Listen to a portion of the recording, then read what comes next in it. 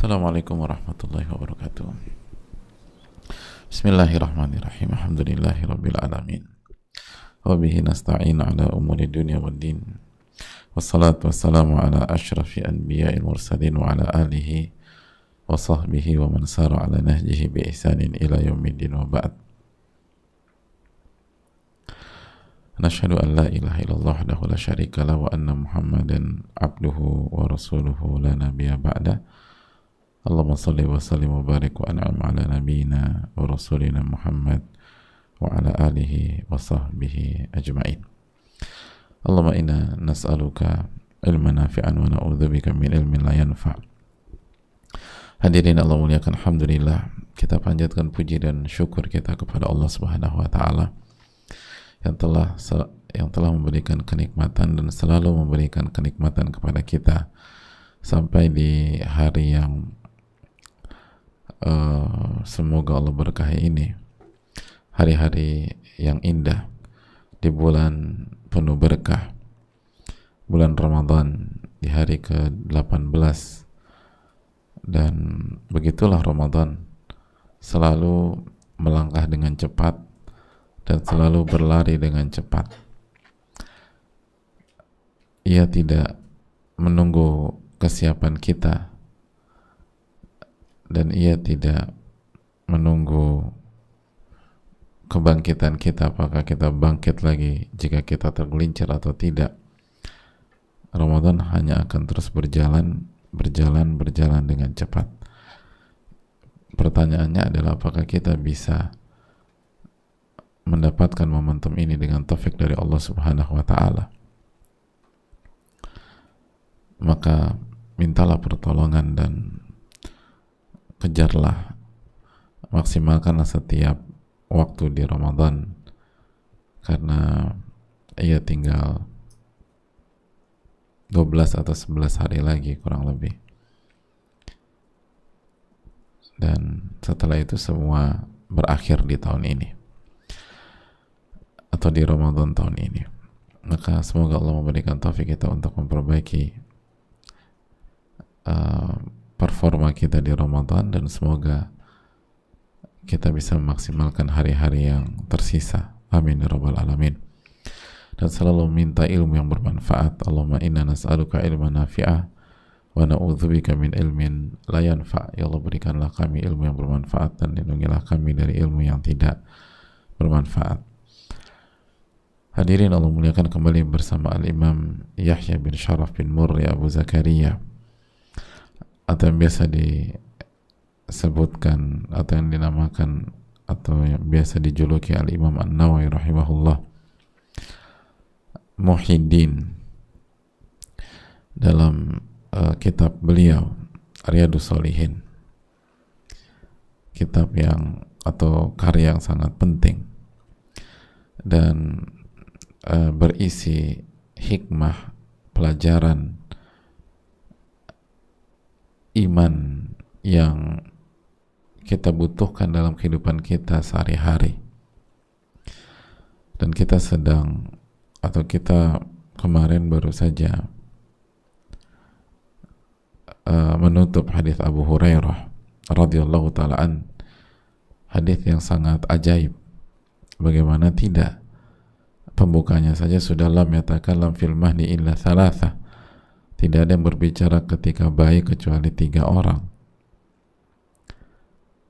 yaitu Isa ibnu Maryam alaihi salam, Nabi Isa, lalu wasahibu Jurej, anak bayi yang disentuh oleh Jurej, untuk menjelaskan, mengkelirkan nama baik Jurej, menjaga kehormatan Jurej, dan menjelaskan hakikat bahwa ayahnya adalah si pengembala dan ibunya berbohong. Itu pelajarannya. Biasanya anak tuh ngedukung ibunya, ini enggak. Biasanya anak itu tutup mata apakah ibunya benar atau salah, yang penting ibunya dulu yang dibela. Tapi ketika kita melihat kasus ini, enggak. Wah, ini pelajaran bagi kita orang tua. Kalau kita bermaksiat kepada Allah, Allah akan buat anak kita tidak mendukung kita. Dan itu menyakitkan dari sisi orang tua. Bayangin gak sih dari gimana perasaan si ibu gitu loh. Dia udah hampir berhasil,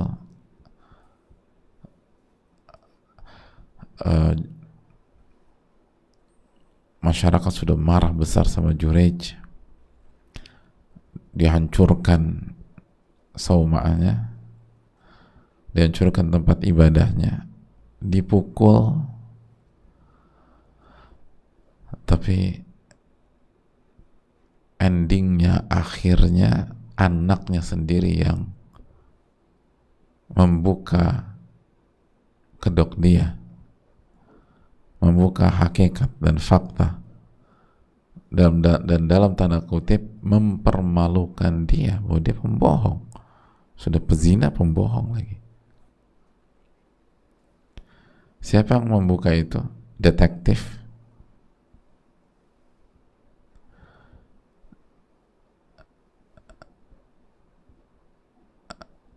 Seorang agen gitu? Bukan. Anaknya sendiri. Anaknya sendiri. Sebagaimana Jurej ditolong oleh Allah Subhanahu wa Ta'ala dari arah yang tidak diduga oleh manusia, ditolong melalui si bayi. Di sisi yang lain, di kutub yang berbeda, ini menunjukkan bahwa orang yang bermaksiat seringkali dijatuhkan dari sisi yang dia tidak pernah duga, gitu, oleh pihak yang dia nggak pernah duga sebelumnya, oleh pihak yang dia pikir akan mendukung kemaksiatannya, akan melindungi kemaksiatannya, akan menjaga rahasia skandalnya. Tiba-tiba pihak itu yang buka. Nasallallahu alaihi. Allahumma astur auratina. Amin ya rabbal alamin. Semoga Allah jaga kita dari dosa, dan kalau kita berdosa semoga Allah ampuni kita dan menutupi dosa dan aib kita. Amin ya rabbal alamin. Tapi kalau kita terus nggak ada istighfar, nggak ada taubat, itu bayangkan dipermalukan di depan umum loh. Sebagaimana Jurej diangkat di depan umum, tanpa beliau ingin cari panggung, beliau nggak ingin cari panggung. Tapi kasus ini justru semakin meroketkan nama beliau. Orang pikir ini karomah, ini wali jelas Jurej. Tapi di saat yang bersamaan ini pukulan keras bagi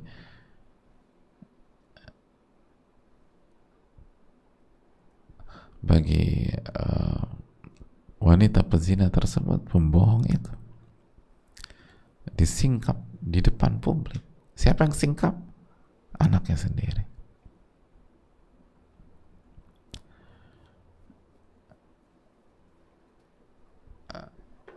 Makanya ini yang perlu kita tahu.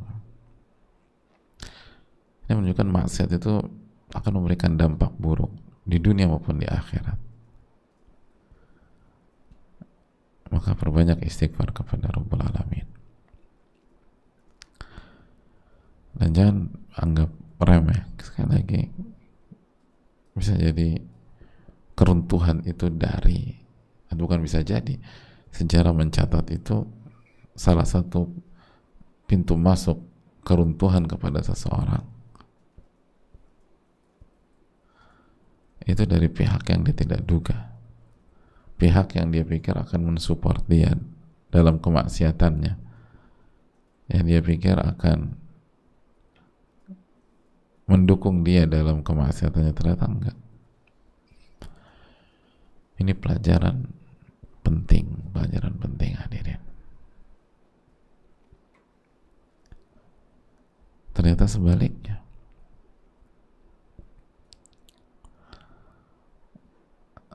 Pihak itu mendukung yang benar.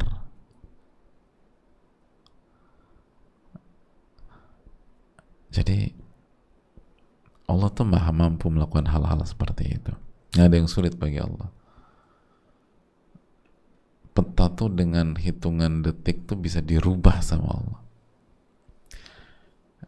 Yang awalnya ahli maksiat di atas angin tiba-tiba berbalik. Ya lihat, ingat aja kisah pengejaran Nabi Musa alaihissalam. Jelas seluruh pengamat itu ketika Nabi Musa mau sampai ke Laut Merah itu kan angin itu ke Fir'aun, jelas kena nih, ketangkep, nggak ada solusi, nggak ada jalan keluar.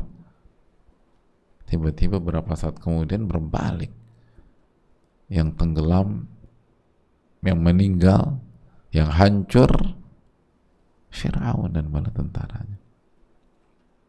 Yang selamat Nabi Musa alaihissalam.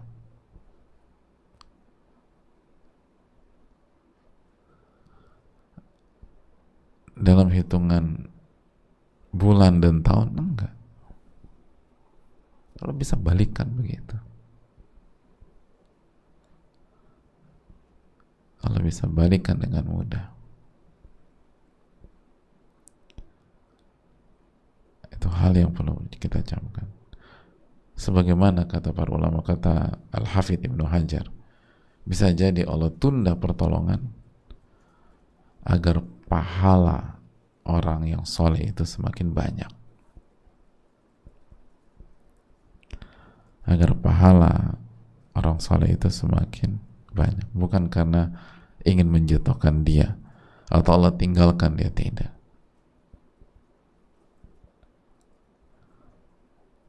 Karena Allah berfirman wadduha wal-laili idza saja. Ayat berikutnya apa? Ma wadda'aka rabbuka wa ma qala. Rabbmu tidak akan meninggalkan engkau. Rabbmu tidak akan meninggalkan dirimu.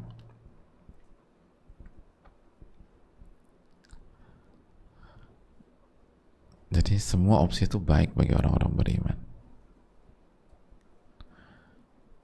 Sebagaimana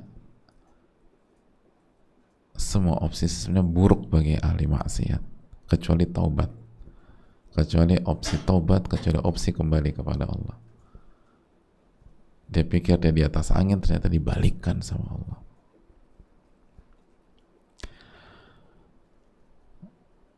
Ini hal yang perlu kita tanamkan bersama-sama, hadirin. Ini hadis yang luar biasa dan sangat real dalam kehidupan kita. Sangat real. Apa ini kenyataan? Lalu tentu saja hadis ini ditutup oleh doa ibu dan anaknya yang lagi-lagi ajaib juga. Lalu dialog antara ibu dan anak itu. Dialog antara ibu dan anak.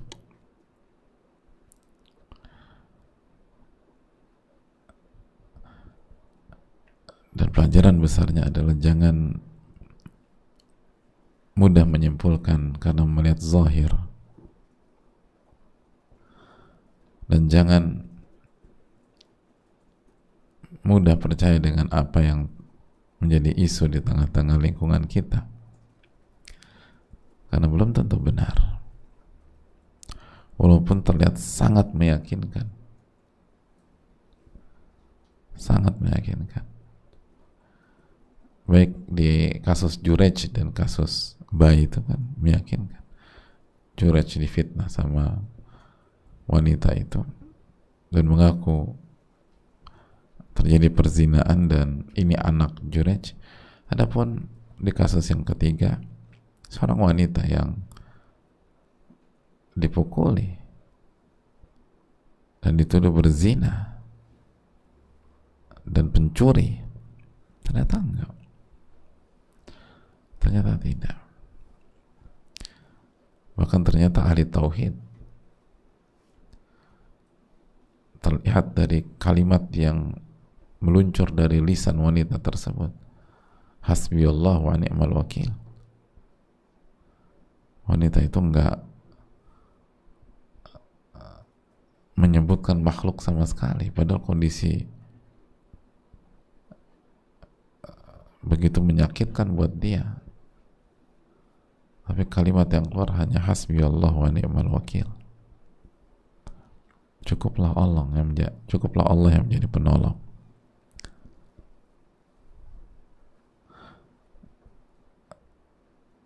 Dan Allah sebaik-baik pelindung dan penolong. Jadi hadirin yang Allah muliakan,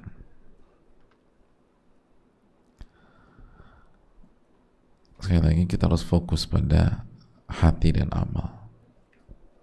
Fokus pada hati dan amal sebelum fokus pada zahir. Fokus pada zahir penting. Innallaha jamil yuhibbul jamal. Allah maha indah dan menyukai keindahan. Fokus pada zahir itu penting. Buktinya kita baik laki-laki maupun wanita disuruh menutup aurat dengan kriteria masing-masing.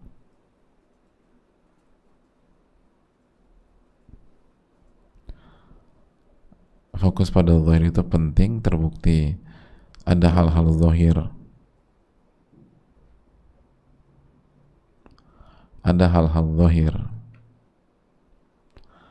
yang dilaknat sama Allah dan Rasulnya, dan ada hal-hal zahir yang dipuji. Tapi bukan itu intinya. Karena idza saluhat saluhal jasadu kulluh. Jika hati baik, semuanya zahir akan baik. Wa idza fasadat fasad jasadu kulluh. Kalau hati buruk, maka zahir akan buruk. Dan ini menunjukkan kalau hati baik maka zahir akan baik, tapi kalau zahir baik belum tentu hati baik. Karena orang munafik itu secara zahir, secara casing itu beriman, tapi hatinya kufur.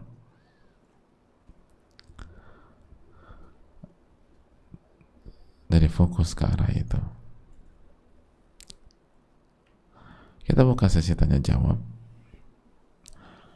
Kemarin kita berapa hari ini belum membuka sesi tanya jawab. Barang siapa yang ingin bertanya dan berdiskusi, kita persilahkan atau mengkoreksi jika ada yang salah. Semoga Allah Subhanahu wa ta'ala memberikan taufik kepada kita untuk mendapatkan kebenaran dan mengikutinya. Amin ya rabbal alamin.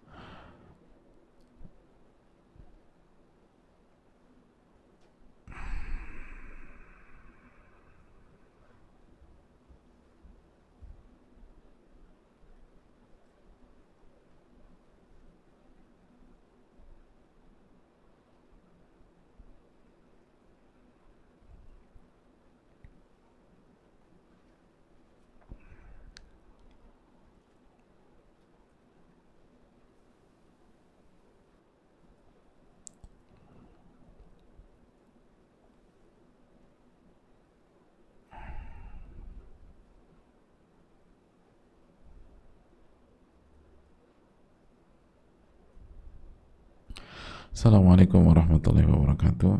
Waalaikumsalam warahmatullahi wabarakatuh. Semoga Allah memberikan rahmatnya untuk Al-Imam An-Nawawi rahimahullah. Semoga Allah memberikan balasan surga kepada Ustadz, keluarga, tim, dan para pejuang dakwah yang hak di seluruh dunia dan meninggal dalam keadaan berjuang di jalan Allah. Amin ya rabbal alamin. Ustadz, ketika anak kita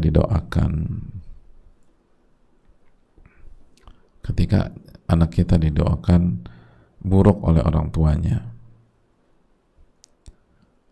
orang tua lainnya, didoakan buruk oleh orang tua lain, jadi orang lain berarti ya, dan orang lain itu punya anak, apakah bisa kita menepisnya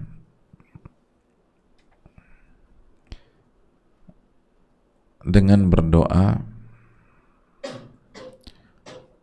ya Allah jangan kabulkan doa orang-orang yang mendoakan keburukan untuk anak saya. Jadikanlah anak saya anak yang soleh dan anak yang taat kepada Engkau. Ya, hadirin Allah muliakan.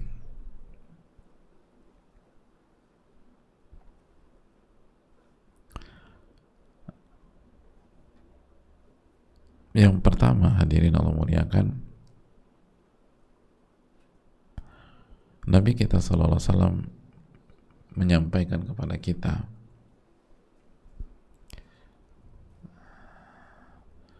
dalam hadis Abu Hurairah, hadis yang dikeluarkan oleh Al-Imam Al-Bukhari dan Muslim, la yazalu yustajabu lil abdi ma lam yad'u bi ithmin aw qati'ati rahim ma lam yasta'jil. La yazalu yustajab, la yazal, doa seorang hamba itu akan senantiasa diijabah oleh Allah. Sekali lagi, doa seorang hamba senantiasa diijabah, dikabulkan oleh Allah dengan syarat malam yad'u bi ithmin, tidak berdoa yang ada unsur dosanya, au qati'ati rahim, atau doa yang ada unsur memutuskan tali silaturahim, memutuskan hubungan. Yang ketiga, malam yasta'jil, yang ketiga, hamba itu tidak terburu-buru.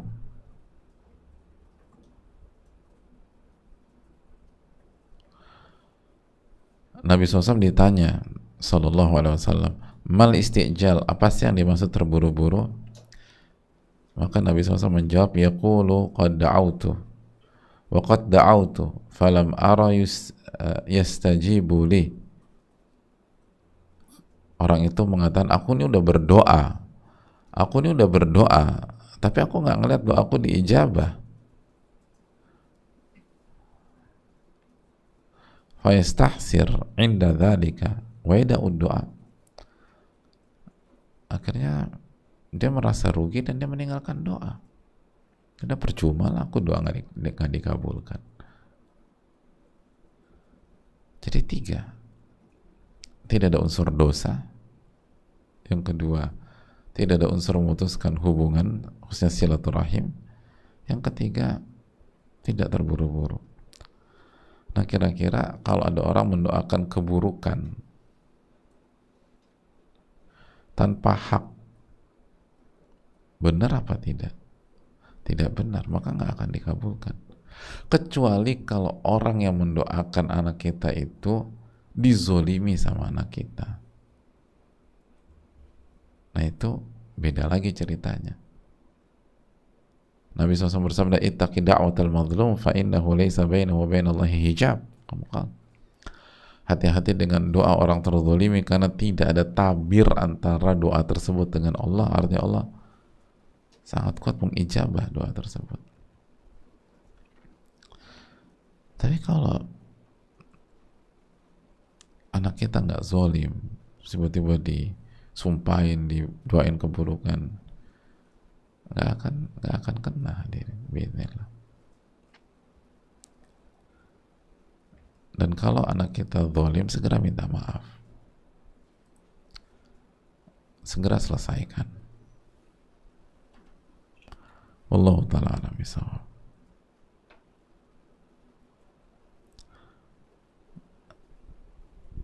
Dan doakan anak kita. Dua orang tua sangat kuat. Kita harus lebih dekat lagi sama Allah. Apalagi kalau anak kita zalim, minta benar sama Allah, minta benar sama Allah.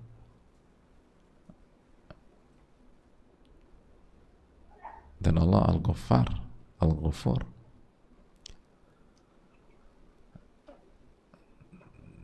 Jadi minta hidayah, minta anak kita dijaga.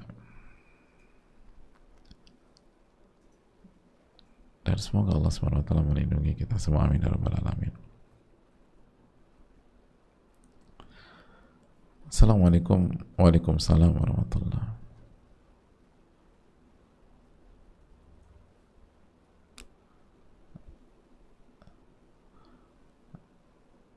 Semoga para ulama diberkahi oleh Allah Subhanahu wa taala, amin ya rabbal alamin. Semoga Ustadz, tim dan jamaah diberkahi oleh Allah, amin ya rabbal alamin. Izin bertanya Ustadz, bagaimana perbedaan masalah yang hadir di dalam kehidupan kita itu, termasuk ujian dan azab dari Allah? Terima kasih atas jawabannya. Jazakallahu khair Ustadz dan tim. Ya, terima kasih atas pertanyaannya. Semua itu tergantung orangnya, apa yang dia lakukan, dan nggak bisa dipukul rata seperti itu. Yang jelas Allah itu ahkamul hakimin, hadirin. Allah itu pemutus yang paling bijak, sebagaimana yang kita sudah baca dan hafal dalam surat At-Tin. Dan Allah Subhanahu wa taala tidak pernah menzalimi hamba-hambanya. Wa annallaha laisa bidzallamin lil abid, dalam surat Ali Imran ayat 182. Dan Allah nggak pernah zalimi hamba-hambanya. Dan selama kita beriman, masalah di dunia itu selalu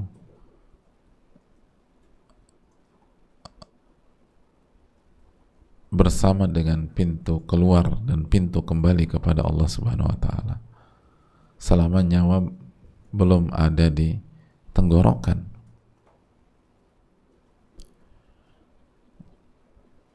Jadi fokus saja bertaubat, beristighfar, lalu al-inabah, kembali kepada Allah.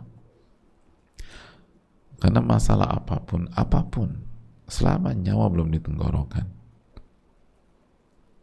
masalah itu datang bersama pintu keluarnya dan pintu kembali kepada Allah Subhanahu wa taala.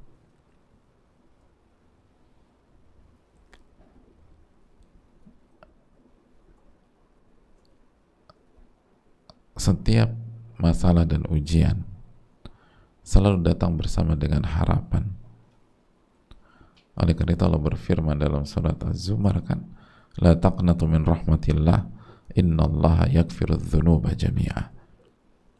Ayat keberapa? 53 ya. La taqnatu min rahmatillah.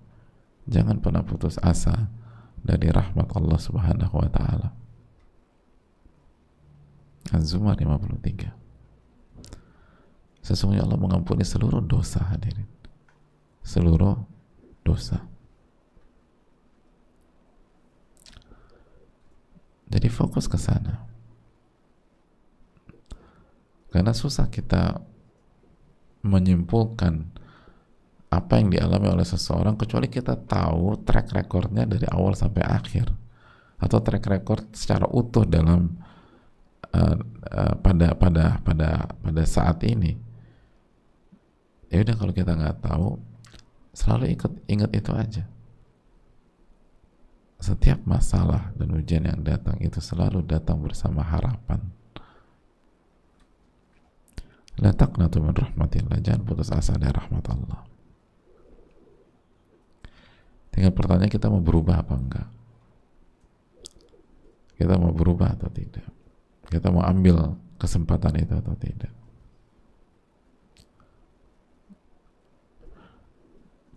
Itu poin.